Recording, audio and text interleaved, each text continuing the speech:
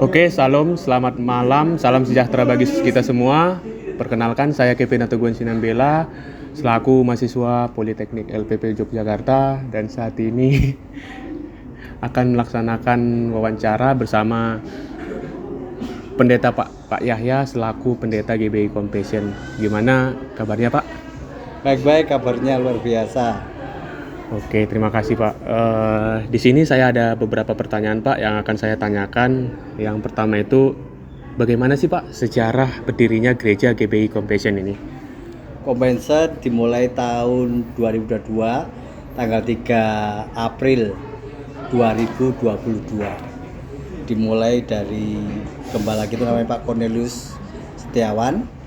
Lalu memulailah GBI Compassion, diawali dengan keluarga mereka. Itu awalnya. Menarik ya. Berarti mulai dari keluarga Pak Cornelius Setiawan ya Pak. Iya. Dan juga bagaimana sih Pak ajaran GBI Compassion tentang sikap terhadap agama-agama lain Pak? Jadi GBI Compassion memandang agama lain yang di sekitar Kristen, agama apapun itu adalah saudara kita, sebangsa dan setanah air. Jadi mereka walaupun beda iman, tetapi kita menjadikan mereka adalah objek kasih, objek di mana mereka harus mendapatkan kemurahan dari Kristus melalui hidup kita. Berarti walaupun berbeda kita harus saling mengasihi ya Pak. Betul. Secara seperti ajaran kasih kita secara vertikal dan horizontal ya Pak. Ya, betul. Selanjutnya Pak, bagaimana sih ajaran GBI Compassion tentang kebudayaan?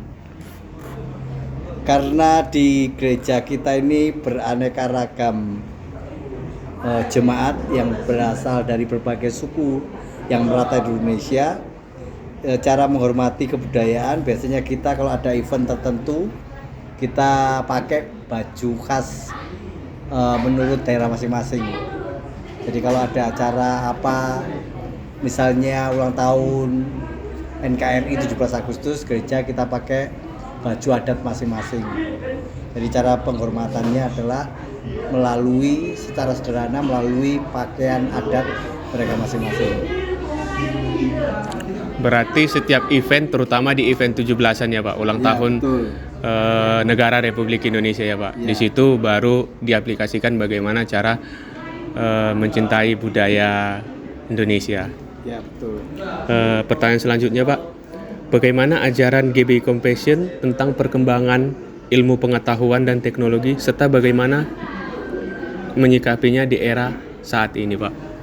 Ya, di gereja ini tidak lepas daripada teknologi. Kita saja di gereja ini sudah pakai LED.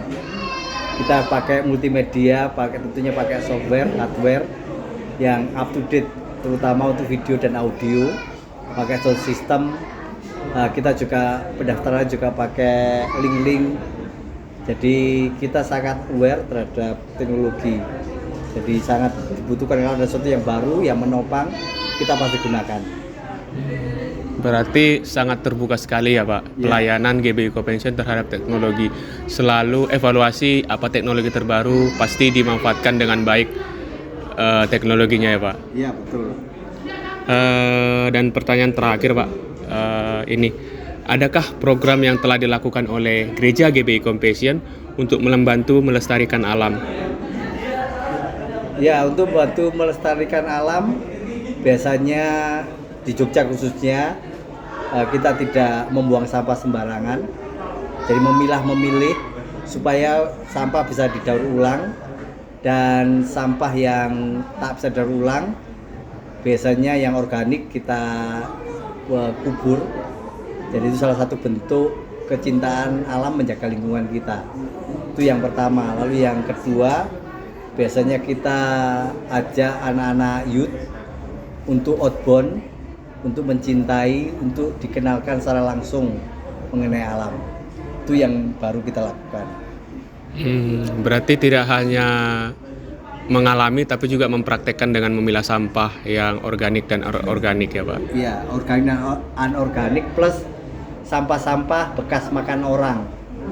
Jadi kita pilah supaya bisa untuk binatang. Seperti itu. Baik Pak, jadi tidak ada yang terbuang ya gitu begitu ya Pak. Betul. Oke Pak, itu saja yang saya tanyakan Pak. Oke, terima kasih, terberkati. Iya, terima kasih yang sudah berkenan. Luar biasa. Oke, baiklah teman-teman. Tadi sudah kita lihat wawancara singkat saya bersama Pendeta GB Compassion. Bagaimana tentang toleransi, bagaimana tentang mencintai alam diaplikasikan dalam keagamaan, dan juga bagaimana tentang penggunaan teknologi di era saat ini. Itu yang bisa di wawancara kami hari ini. Saya ucapkan terima kasih. Salam. Salam.